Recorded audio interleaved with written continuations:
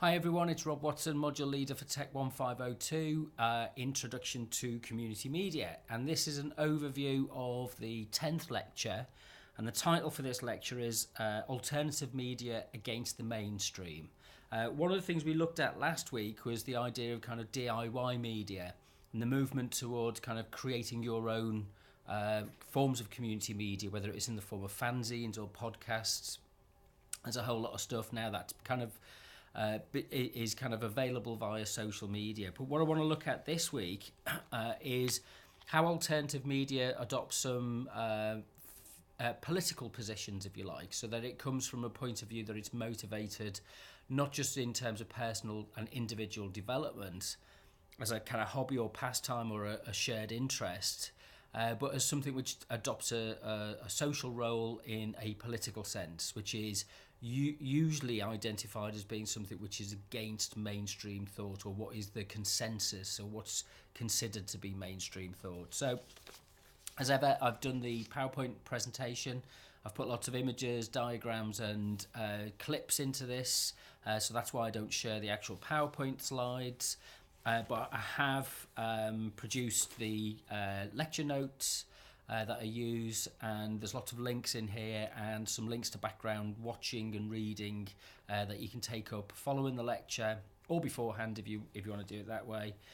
These are available via the DMU wiki. If you go to wiki.our.dmu.ac.uk and have a look for the TECH1502 page, and if you just go to the the lecture notes section, and it's in section 10. So the kind of topics that we're going to ask about is a couple of phrases that come up. It's kind of alternative media is often described as being a form of resistance media, something which pushes back against the mainstream dominant idea of community and social life.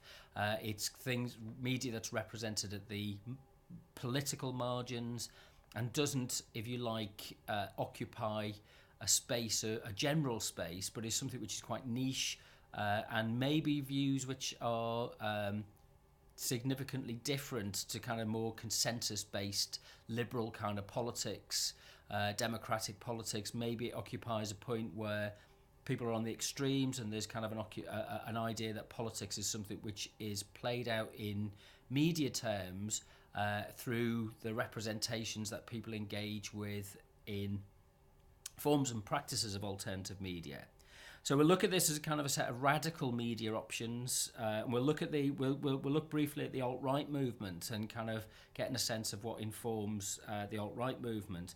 But also we'll look at the kind of the opposite side to that, which is the kind of there's a similarity to some extent about the prognosis, the kind of more progressive side, which is the kind of Noam Chomsky and media as a kind of form of propaganda. So mainstream media is something which is really about control and maintaining an ideological view of social interrelations.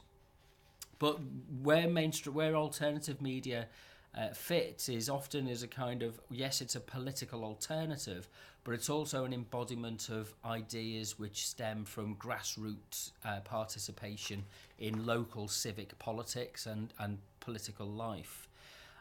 So an important question that gets raised by this debate and discussion is who controls our media and what impact that has in terms of the supposed freedoms. We live in what's supposed to be a pluralistic liberal democracy with free access to expression and freedom of association and freedom of discussion. But if the media that we do that through and with is controlled by a small number of people, then how is the debate really relevant to the individual lives of people on a day-to-day basis? So there's ways of kind of projecting a kind of sense of alternative agendas, news agendas, for example. And this gets embodied in a kind of political theory phrase, which is called the counter-hegemonic. I can never say it right. Counter-hegemonic media, which is the idea that there is something beyond this kind of mainstream block of ideological thinking, and actually it kind of stems from people's expression of everyday life and a sense of social activism, a kind of sense that we can, on a daily basis, through the interactions that we engage with each other, are able then to push back against this kind of dominant mainstream view. And there's ways to do this which are kind of more interesting in terms of things like parody and things like subversion. So we'll look at some of the efforts that are kind of promoted to make us think before we just automatically consume the symbols and the signs and the images and the messages and the stories of mass media and mass products and global consumerization.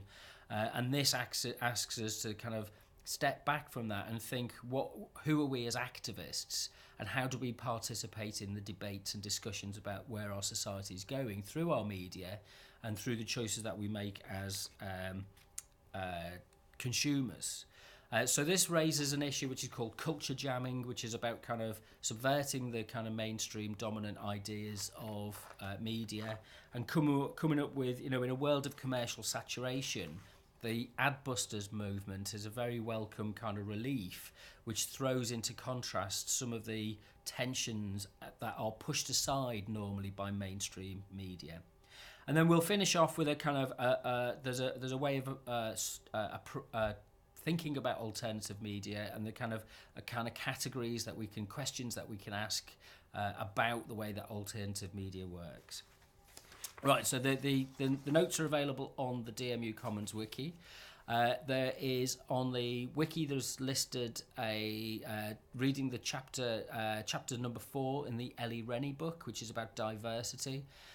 Also, there's a program which I've not watched yet, but I'm gonna watch hopefully this morning, which is there's a link via the Boxer Broadcast link, and it's Bob and Roberta's Excellent Protest Adventure, which is about a group of people who've travelled to speak to different types of protesters to look at how they use their banners and the signs and the placards that they use to express their identity of what their protest is about. So I think that's going to be a fascinating programme to watch. It'd be useful for a discussion about that at some point as well. So that's it from me for this week, and I will start working on next week's lecture.